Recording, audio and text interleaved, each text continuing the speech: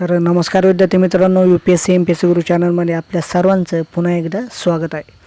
तर मित्रांनो, आपण जी मालिका सुरू केली महिला व बालविकास अधिकारी या एक्झामची, तर त्यामध्ये आपले प्रश्नसंच 3 हे कंप्लीट झालेले आहेत। तर आज आपण बघणार आहोत प्रश्नसंच क्रमांक 4। तर चला तर मग विद्यार्थी मित्रांनो सुरू करूया आजचा भाग। आणि मित्रांनो, हे तुम्ही प्रश्न नोट डाऊन सुद्धा करून घेऊ शकता। तर एक, अंगणवाडीमध्ये कमीत कमी वजनाच्या 4 श्रेणी आहेत। खूप जास्त कुपोषणाची श्रेणी कोणती? तर 4थी श्रेणी ही सगळ्यात कमी कुपोषणाची श्रेणी आहे। तर अनिमियाचे प्रमुख कारण कोणते? तर अनिमियाचे प्रमुख कारण हे लोहाची कमतरता शरीरामध्ये आहे। तर नेक्स्ट क्वेश्चन, गोवरची लस किती महिन्यांनी देतात? तर मित्रांनो, गोवरची लस ही 9 महिन्यांनी दिली जाते। तदनंतर क्वेश्चन नंबर 4, मुलांमध्ये पौष्टिक आहाराचा विचार करता बदाम, अक्रोड, जर्दाळू समावेश कशात करतात? तर मज्जा धातू पोषक यामध्ये करतात। कोणती लस टोचली असता लहान मुलांच्या काखेत गाठी येतात?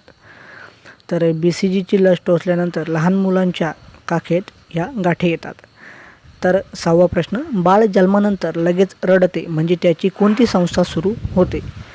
तर बाळ जन्मानंतर लगेच रडते त्यावेळेस त्याची श्वसनक्रिया ही सुरू होते। तर 7वा प्रश्न, 1 वर्षापर्यंत बाळाला साधारणतः किती दात येतात?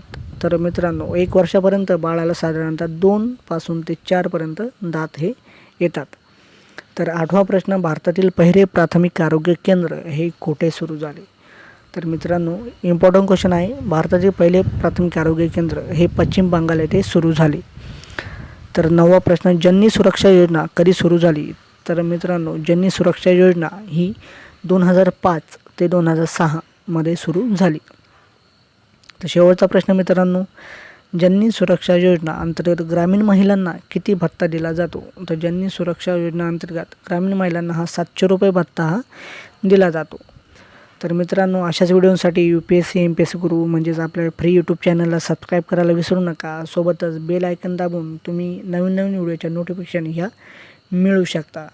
सोबतच व्हिडिओ आवडला असेल तर व्हिडिओला लाईक नक्की करा आणि काही तुमच्या शंका असतील तर कमेंट बॉक्समध्ये कमेंट करा। धन्यवाद।